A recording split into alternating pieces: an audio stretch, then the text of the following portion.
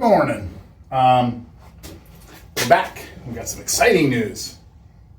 Okay, not that exciting. One, summer's over. It's cold today, and I'm not having it. But two, I had a friend stop by yesterday, and she said, could you do with some more rusty stuff? And sure, why not? So I got a box and another box full of rusty things that need our help. But I'm not going to go through all that. Most of it is files, screwdrivers, the typical. But she did ask if I could do these first. These are two pieces of rebar. This looks like a short grounding rod or something. But she uses them, she does landscaping, and she uses these for locating. And I said, sure, those would be easy. And then she brought this out. Now these used to have long handles, and it's a pruner. The end is broken off of the cutting head.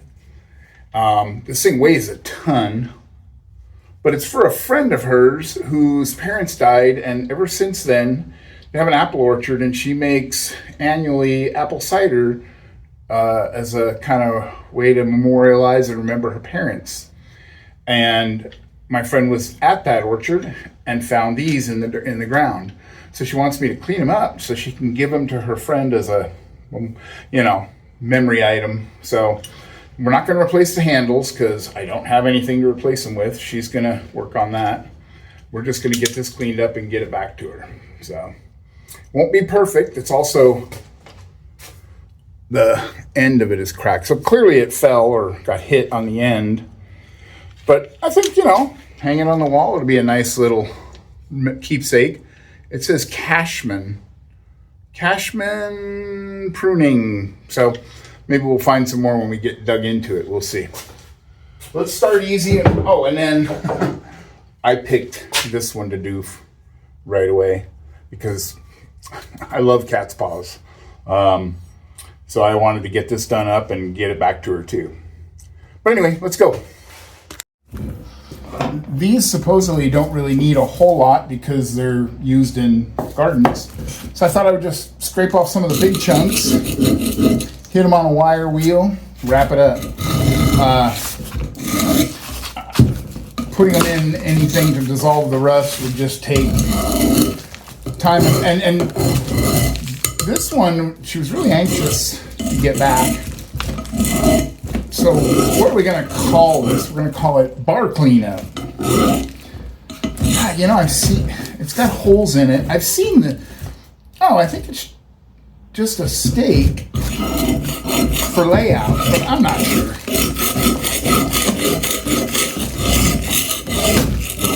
It doesn't matter. I know what it's intended to do, and I can help make it do that.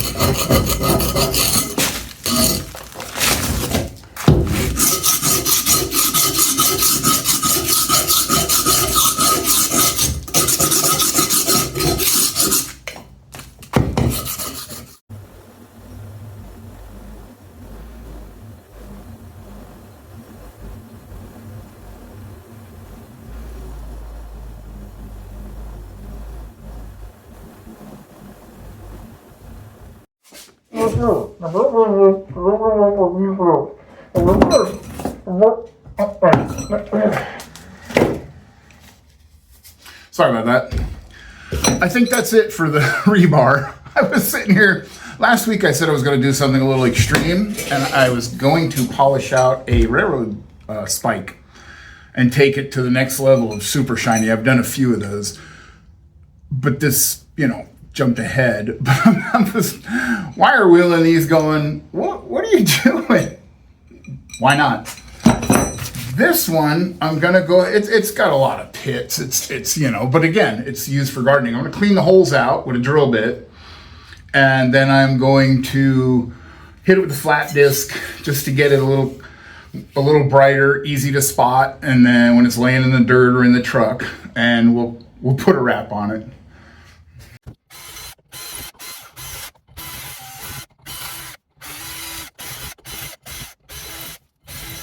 All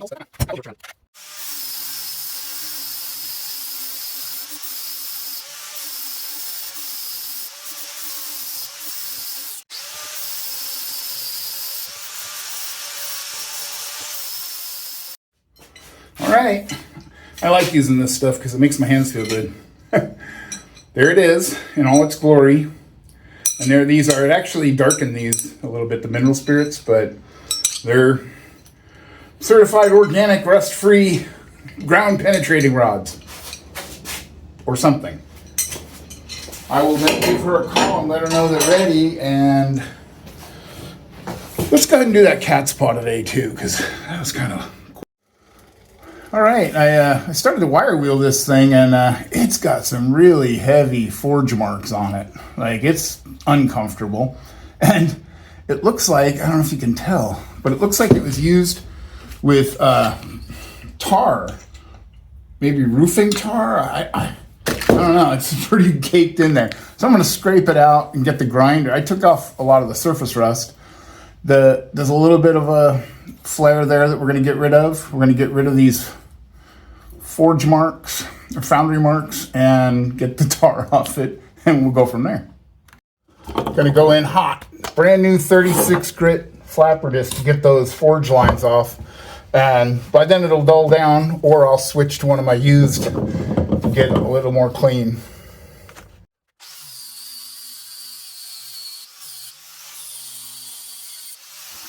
I'll show you real quick.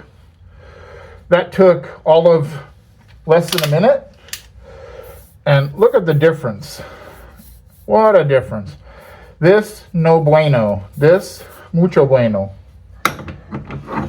Let me do the rest and we'll bring you back. Okay, here's where we're at. I went over it with the flap disc. I'm going to use the Dremel and get in there and in there, right in the corner here a little bit.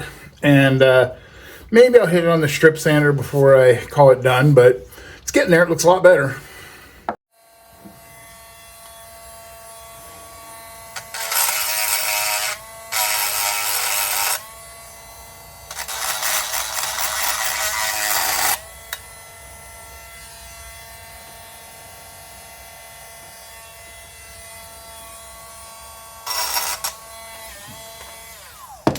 You can, let me light you up here. Might help me too. Okay.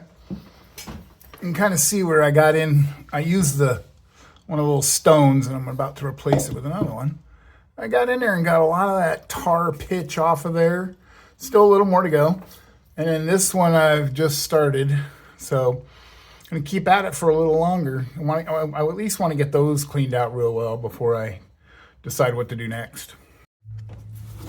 All right, after probably too much effort, but not bad.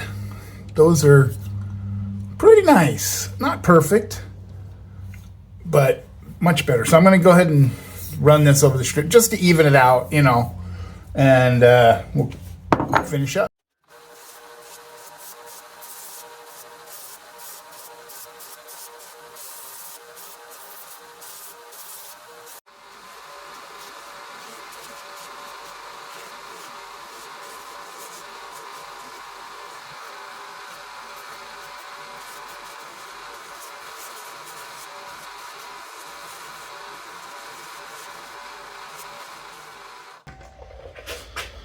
Is it over the top?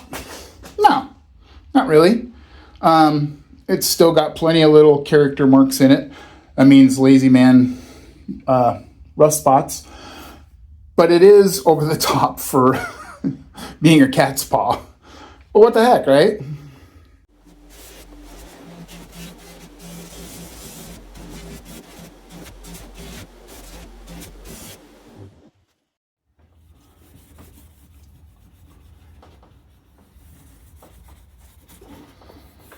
I'm just doing this to get off the residue. Again, it's not over the top. It's still got little pits here and there, and it's a usable tool. But I did want to give it a little bit of a shine to kind of. I think she said something about giving it to her dad to use. And I thought, well, don't want to give him something that's rusty looking, right? He helps her out a lot. So,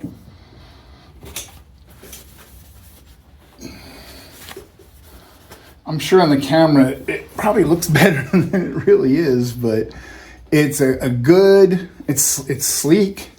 Remember we had that big ridge? Man. And it's weird. This one had no maker mark of any type, no make sure to wear safety goggles, none of that, nothing on it, except for this little ground in notch in the back. And I just kind of went with the contour of it and cleaned it up as is, so I can see all the flaws. Hopefully you can't. All right, I'm gonna, there we go. All right, so in conclusion, I think we did like 3 phases here. We'll call it that anyway. These, the rebar, wire wheel, and some Vaseline mineral spirits, done.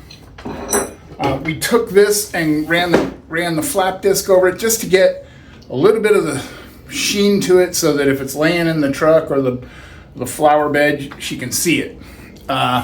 It's gonna rust over again, but at least it'll be easier to clean up. And in this one, we put a little spit shine into it. It's not perfect, but I think it just shows the next level. I ran a 120 belt on it and all 3 of the conditioning belts. And I probably could have gone more or gone deeper and gotten out the tiny little pits. But again, I want it to be she wants it to be a working tool. And I think it is. So if you're still here, thank you. I really appreciate it. And I look forward to seeing y'all next week. So, oh, and real quick, that pruning tool, it's in pretty rough shape. So I'm actually stabilizing the rust with a rust stabilizer. And I'm gonna take out the old handle portion, put it all back together, sharpen the edge just for looks, and give it back. To make it shiny would just be defacing it, really. So I think it'll look good, and maybe I'll include a picture if I finish it up in time before I edit all this together. We'll see. But I didn't want to drag this out any longer than it already has. So thanks again. Bye.